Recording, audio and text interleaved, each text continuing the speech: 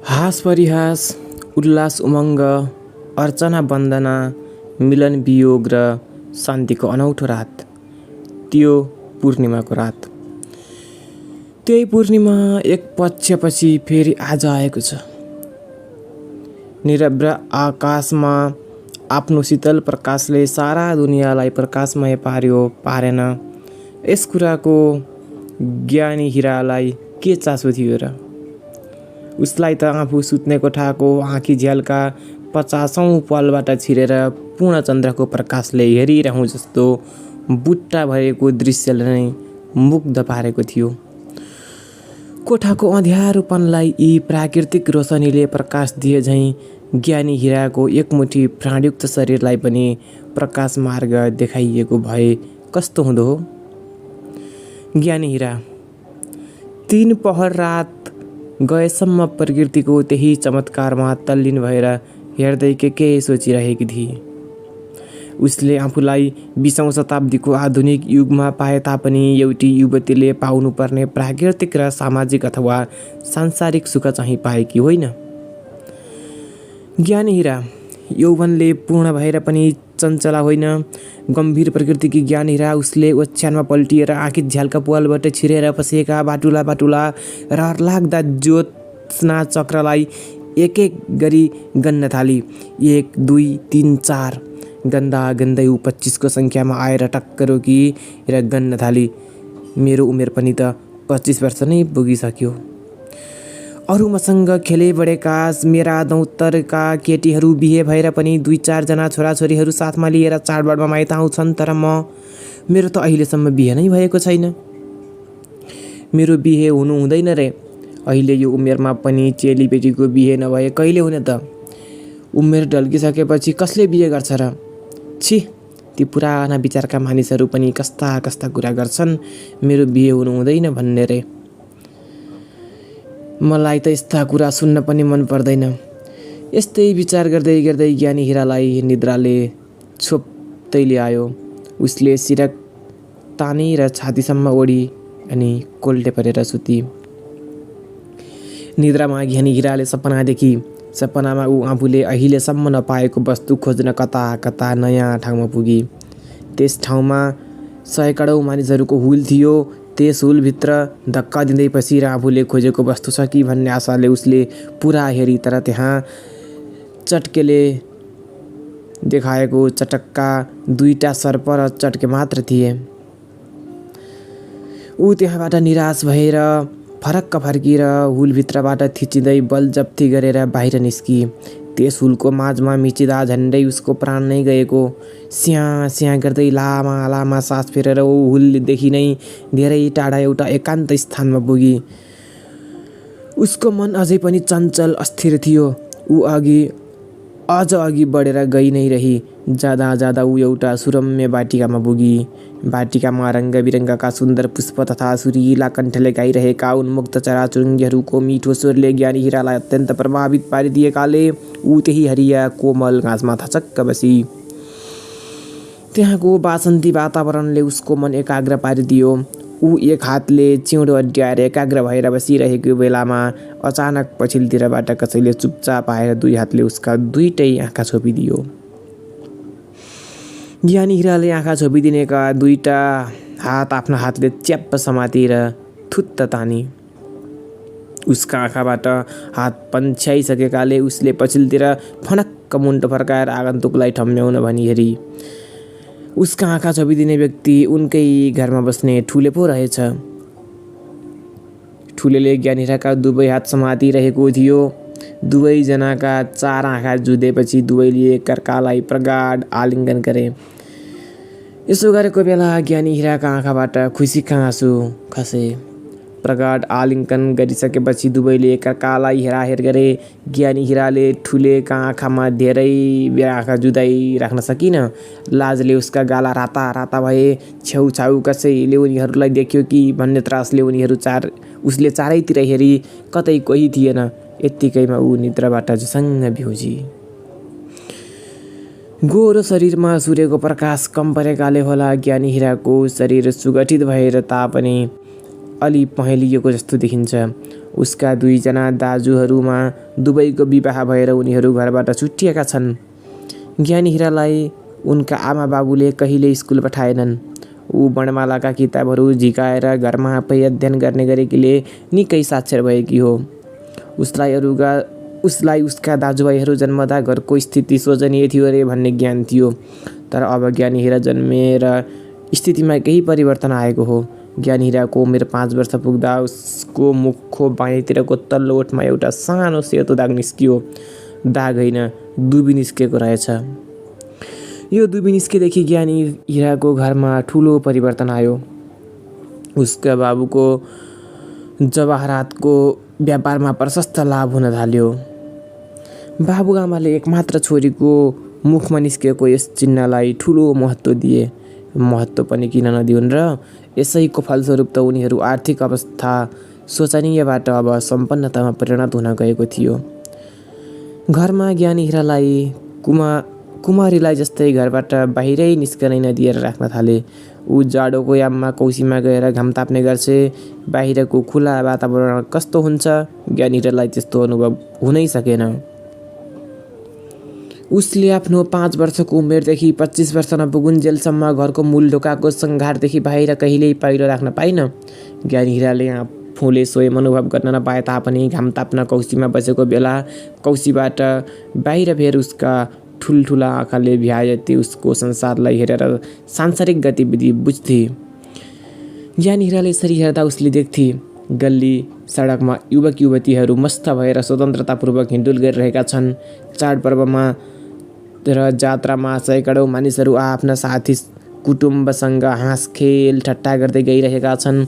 भर्खरै विवाह भएर गइरहेका दुलहा दुलहीलाई देख्दा ज्ञानी हिराले आफ्नो विवाह भएर आफूलाई दुलहीको रूपमा त्यस बाटोमा हिँडिरहेको अनुभव गर्थे। युवक युवतीका जोडा हिँडेको देख्दा त्यस हिँडिरहेकी युवतीको स्थानमा आफूलाई राखेर गइरहेको कल्पना गर्थे, मानौ उनै आफ्नो प्रेमीसँग हिँडिरहेकी छ। यस्ता दृश्य देख्दा ज्ञानी हिरालाई असाध्य रमाइलो लाग्थ्यो। ऊ मनै सोच्थे, अरे म पनि यसरी नै स्वतन्त्र भएर हिँडुल गर्न पाएँ, आफूले चिताएको कुरो पुरा गर्न पाए कति असल हुँदो हो। फेरि क्षणभरमै उसको मन आफ्ना बाबु आमाले आफूमाथि राखेको अङ्कुश सम्झेर कुण्ठित हुन्थ्यो। उसको मन आफ्ना आमा बाबुको सीमित परिधिलाई तोडेर स्वतन्त्रतापूर्वक स्वच्छन्द आकाशमा उड्ने चरी झैँ फुर्र उडेर जाने हुन्थ्यो। ज्ञानी हिरा यस्तै विचारमा डुबिरहने गर्दा ऊ धेरै नबोल्ने गर्थे। उसको सम्पर्क पनि घरका आमा बाबु र नोकर चाकरसँग मात्र रहन गयो। घरको खुब विश्वासी एवं फुर्तिलो नोकर थियो ठुले। ज्ञानी हिराको कोठा समेत ठुलेले नै सफा गर्थ्यो। ज्ञानी हिरालाई कुनै चिज चाहिएको बेला उसले ठुलेलाई नै पसलमा किन्न पठाउँथे। ठुलेले पनि हवस् मैया साहब भनेर तुरुन्तै गएर चाहिएको वस्तु ल्याइदिन्थ्यो। ज्यादै कर्मठ र आज्ञाकारी देखेर ज्ञानी हिराका आमा बाबुले ठुलेलाई आफ्नो घरको छिँडीमा बस्न दिएका थिए। ज्ञानी हिरा 22-23 वर्षको हृष्टपुष्ट कर्मठ तथा समझदार ठुलेको आकर्षक व्यक्तित्वप्रति आकर्षित हुँदै गई। एकतिर आफ्नो उमेर कौरमय अवस्थामै ढल्न लागेको, त्यसमाथि आमा बाबुको कठोर अङ्कुशको विरुद्ध छटपटाइरहेको मन र अर्कोतिर आफ्नो सामु ठुले जस्तो कर्मठ, दृढ र प्रतिज्ञा एवं समझदार व्यक्तिको उपस्थितिले ज्ञानी हिराको मन विचलित गराइदियो।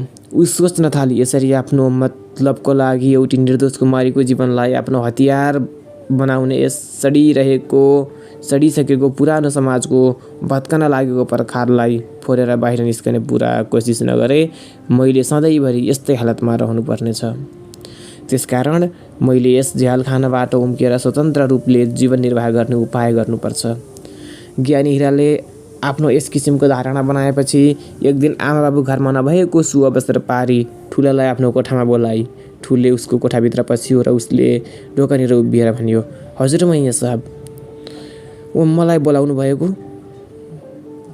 ज्ञानी हिराले ठुलेलाई भुइँमा ओछ्याएको गलैँचामा बस्न लाउँदै गम्भीर भएर भने, ठुले, मैले तिमीलाई सधैँ आफ्नै सम्झेकी छु। अब तिमीलाई म झन् नजिक ल्याउन चाहन्छु। मेरो मुखमा दुबी निस्केकोले मेरा आमा बाबुले उनीहरूलाई ठुलो लाभ भएको छ भन्ने पुराना नचाहिँदा विचारले मलाई आजन्म यही घरमा कुमारी नै राख्ने निश्चय गरेको कुरा तिमीलाई थाहै छ। म यस्ता कुरामा विश्वास गर्दिनँ। यसरी चुप लागेर सधैँभरि बसियो भने त मेरो अनर्थ हुन्छ। त्यसकारण म यस घेराबाट बाहिर निस्कन चाहन्छु। यस काममा मेरो मद्दत गर्न सक्ने तिमी एक मात्र छौ। तिमीले नै मलाई यस जेलखानाबाट पार तार्न सक्छौ। ठुले तिन्जेल नबोली बसेको थियो। ज्ञानी हिराका यस्ता डरलाग्दा कुरा सुनेर उसको मुटु ढुकढुक गर्न थालियो। तैपनि आफूलाई दृढ पार्दै उसले भन्यो, तपाईँले यो कस्तो कुरा गर्नुभएको मैया साहब? आफूलाई जन्म दिने आमा बाबुलाई छाडेर कसरी जानुहुन्छ? जन्म दिएर हुर्काउनु, योग्य बनाउनु आमा बाबुको कर्तव्य हो र त्यसपछिको आफ्नो जीवन सम्हाल्नु, समाज सपार्नु छोराछोरीको जिम्मेवारी हो। तिमी नै भन न, म कहिलेसम्म यसरी एक्ला आसको जीवन बिताउन सक्छु? मेरा पनि त केही इच्छा, केही विचारहरू होलान्, तिनका बारेमा कसलाई चिन्ता? यी सबै कुरा उस ज्ञानी हिराले भनिसकेपछि ठुले नबोली घोरिएर ज्ञानी हिराका मुखमा हेरिरह्यो र कुरा सुनिरह्यो।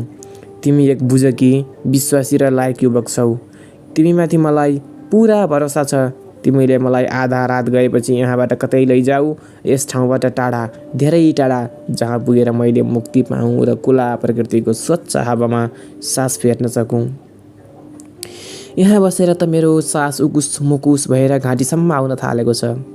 यस्तो उकुस मुकुस अवस्थामा म पहेँलिएर, पिरोलिएर, गुम्सिएर धेरै दिन बाँच्न सकुला जस्तो मलाई लाग्दैन ठुले। तिमी नै भन, अब म के गर्न सक्छु? कुरा नटुङ्गिँदै ज्ञानी हिराका कण्ठबाट शब्द निस्कन सकेनन्। आक्रोश र ग्लानीले उसका दुवै आँखा आँसुले भरिए। आफ्नी मैया साहबको कण्ठ भरिएर आएको तथा आँखा सजल भएको देखेर ठुलेको पुरुष हृदय पनि कोमल भयो र उसका आँखामा आँसुका थोपा टल्किए। ज्ञानी हिराकी आमालाई बिहान उठ्दा थाहा भयो ठुले छिँडीमा रहेनछ। यताउति हेरिन्, ठुलेलाई कतै पनि देखिन र ज्ञानी हिरालाई सोध्न भनी उसको कोठामा जाँदा कोठाको ढोका ढप्काइ मात्र राखेको पाई। ढोका खोलेर भित्र बस्दा ए नानी भनेर दुई शब्द मात्र के निकालेकी थिइन्। ज्ञानी हिरालाई उसको ओछ्यानमा नदेख्दा ऊ झसङ्ग भइन्। हताश हुँदै कोठाको चारैपट्टि छोरीलाई खोज्न थालिन्। फेरि बाहिर निस्किएर माथिल्लो र तल्लो तलका सबै कोठामा घुइँती खोजिन्, तर कतै पाइनन्। चर्बीतिर गएकी होला भन्ने विचारले निकै बेर पर्खी, तर छोरी फर्केर आएको देखिन। ऊ फेरि तल ओर्लेर छिँडतिर पनि खोज्न गई, तर छोरीको कतै पत्तो लागेन। यसरी छोरीलाई घरमा कतै पनि नदेख्दा ऊ हस्याङ फस्याङ गर्दै ज्ञानी हिराको बाबु सुतिरहेको कोठामा गएर उसलाई एक्कासी घचघच्याउँदै उठाउन लागि। सुन्नुभयो? के तपाईँ सुतिरहनुहुन्छ? यहाँ गजब भइसक्यो। गजब भइसक्यो भन्ने शब्दका बिहानै कानमा पर्दा ज्ञानी हिराका बाबुले हतपत सिरक फ्याँक्दै आत्तिएर उठेर सोध्यो, के भयो? लौनी बितायो, ज्ञानी कोठामा छैन। ज्ञानी हिराकी आमाले आँखाभरि आँसु लिँदै उत्तर दिए, कहाँ गई त? यस बेला ज्ञानी कहिल्यै पनि नउठ्ने, आज किन पलङमा छैन? ज्ञानीको बाबु पनि आत्तियो र घरको तलमाथि सबै ठाउँ दकुर्दै खोज्न लाग्यो। घरभरि छोरीको कतै पत्तो नलाग्दा ज्ञानी हिराका आमा बुबा क्षणभर त वाल्ल परे। बाबु चाहिँको मुख छोरी हराएकाले निन्ड्याउरो भएर आयो। यत्तिकैमा आमा चाहिँले लोग्नेलाई भने तल छिँडीमा ठुले पनि छैन। के भन्छेस्? ठुले कहाँ जान्थ्यो र? भैँसी दुहुन गएको हुँदो? ज्ञानी हिराको बाबुले पत्नीको मनमा भरेको भ्रम मेटाउन प्रयत्न गर्यो। होइन, मैले चारैतिर गएर घरको बाहिर, भित्र, तल, माथि, गोठका सबै ठाउँ खोजेर आइसकेँ। ज्ञानी हिरा र ठुले दुवै छैनन्। पत्नीले आफ्नो शङ्का बलियो पारी। तिमी बिना चित्तेको कुरा नगर मसँग। यस्तो हुन सक्दैन, कहिले पनि हुन सक्दैन। यो असम्भव कुरो हो। गृहस्थ स्वामीले पत्नीको शङ्कालाई कुनै महत्त्व नदिएर आफ्नो मन्तव्य प्रकट गर्यो। त्यसपछि दुवै दम्पत्ति घरि यता दकुरे अनि घरि उता दकुरे। फेरि दुवैजना ज्ञानी हिराको कोठाभित्र बसे। कोठा खाली थियो। कोठामा छोरीका कपडा, जुत्ता, चुरा, ऐनाका यो माला र सामानहरू जस्ताको तस्तै थिए, तर त्यहाँ ज्ञानी हिरा थिएन। छोरीको कोठामा बस्दा र छोरीको अनुपस्थितिमा छोरीप्रति आफ्नो मातृ हृदयमा रहेको जम्मै माया ममता रुमलिएर आएकाले ज्ञानी हिराकी आमा डाको छोडी रुन लागि। कहाँ गइन् नि मेरी एउटी भएकी हिरा? मैले कस्तो जतनले उनलाई स्याहार सुसार गरेर राखेकी थिएँ, अब कहाँ होलिन् मेरो घरकी शोभा? फेरि ज्ञानी हिराको बाबुलाई प्रताडित गर्दै विलाप गर्न थाली। मैले त तपाईँलाई पहिले नै भनेकी थिएँ कि तपाईँले छोरीलाई यसरी कुमारी अवस्थामा सधैँभरि घरमा राख्नुहुन्न भनेर। तपाईँले सुन्नु भएन। अहिले तपाईँको व्यवहारले गर्दा हामीले टोल छिमेकका सामु मुख देखाउन सक्नु भएन। अब ल्याइदिनुहोस् मेरो छोरी हिरालाई खोजेर, जहाँबाट भए पनि मेरी छोरी हिरालाई मेरो सामु ल्याइदिनुहोस्, नत्र म यसै कल्पिएर मर्नेछु। पत्नीको वेदना पुरानो रुवाई देखेर ज्ञानी हिराको बाबुको आँखाबाट पनि आँसुका ढिका खस्न थाले। ऊ एक कुनामा गालामा हात लगाएर चिन्तित, प्रताडित, लाञ्छित र विलचित भएर बसिरह्यो। उसको मनमा कुरा खेल्न थाले। काश मैले छोरीको जीवन सुखी बनाउन उसको मनका अव्यक्त इच्छा बुझेर कुनै गतिलो कदम उठाएको भए मेरी छोरी आज यसरी आफू जन्मिएको घरबाट बेपत्ता हुने थिइन होली। मैले आफ्नो स्वार्थको लागि मात्र वास्ता नगरेर छोरीलाई उसको उमेर पुगेको बेलामै विवाह गरिदिएको भए आज ऊ यसरी आफ्नै घरको नोकरसँग आमा बाबुलाई अलपत्र पारेर भाग्ने थिइन होली। यसरी आफूलाई धिक्कार्दै ज्ञानी हिराको बाबुले कल्पिरहेकी आफ्नी पत्नीतिर हेऱ्यो। पत्नी छोरीको वियोगमा रुँदा रुँदा मूर्छित हुन लागेकी रहेछ। यत्तिकैमा कथावस्तु टुङ्गिन्छ। सो साथीहरू, यही नै थियो यो कथा। तपाईँहरूलाई कस्तो लाग्यो? जस्तो लाग्छ त्यस्तै यो सुझाव सल्लाह र प्रतिक्रिया कमेन्ट बक्समा कमेन्ट गर्न नबिर्सनु होला। बोल्ने बेलामा केही मिस्टेक पनि हुनसक्छ, अब लामो कथा पढेर राख्नुपर्छ। सो केही गल्ती भएको भए पनि क्षमा गरिदिनु होला। अनि हाम्रो च्यानललाई चाहिँ सब्सक्राइब गरिदिनु होला र यो भिडियोलाई पनि लाइक गरिदिनु है त।